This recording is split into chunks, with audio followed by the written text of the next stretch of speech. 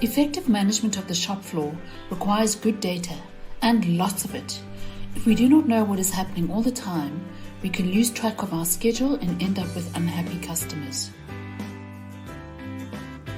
This is achieved by having good mechanisms for collecting data on the shop floor, and it starts with the shop floor packet. The shop floor packet is a set of documents which accompany a works order as it moves through the production facility. It consists of information about the finished item to be produced and how many are to be produced on the works order. Also included in the shop packet are any engineering drawings, the bill of materials, the operations routing, and the tools required to complete the job. Yes, and it also includes data collection mechanisms, which are used for recording materials issued to the job, the time taken for each operation, and a move ticket which accompanies the job as it works through the factory. There is also a dispatch list issued daily by MRP. There are valuable reports to provide a detail for work scheduled for each work center, what and when they should be completed. Using technology systems to collect data on the shop floor is a necessity. These systems are known as shop floor control systems. Shop floor control systems have three important functions. 1. Releasing orders to the factory. 2. Scheduling the orders in the factory. And 3. Monitoring the progress of orders in the factory. When an order is released to production, the shop floor packet is produced, which includes any drawings, bills of material, tooling requirements, and routing information. Orders will be released based on the output from the master production schedule and according to the expected due dates. The order scheduling function is all about assigning priority to works orders or jobs. A job may need to be moved out or moved in depending on the current demand for the finished part. Remember that throughout the planning process, make-to-order goods are planned according to a forecast, but as the planning horizon moves closer, the forecast may be adjusted according to actual demand. This is a primary reason why priorities may shift on the shop floor.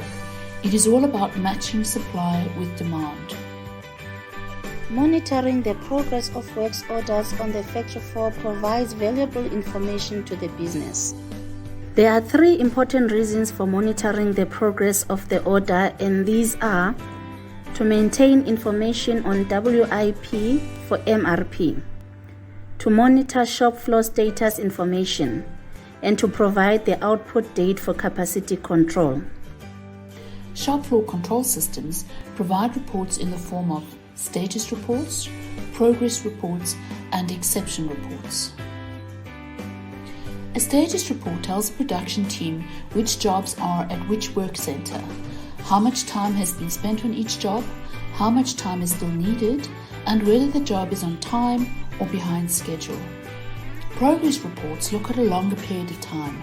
They are usually weekly or monthly and provide information regarding how many orders were completed in the time period and how many scheduled orders were not completed.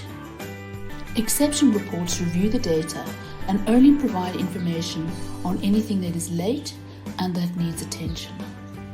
Of course, shop floor control systems are only as good as the information that is inputted. Data can be collected and inputted manually or through automated means. Manual data collection will always be prone to inaccuracy. This method relies completely on human intervention to record events as they occur in the factory. Because PAC relies on accurate real-time data, the very nature of manually inputting data is that it is always delayed. Automated data collection is a much better way of collecting data. This can be fully automated. In other words, the production facility is linked to a computerized system, or partially automated. There is human activity which makes use of scanners or computer terminals to record information. All of this recorded information is used to manage the performance of PAC.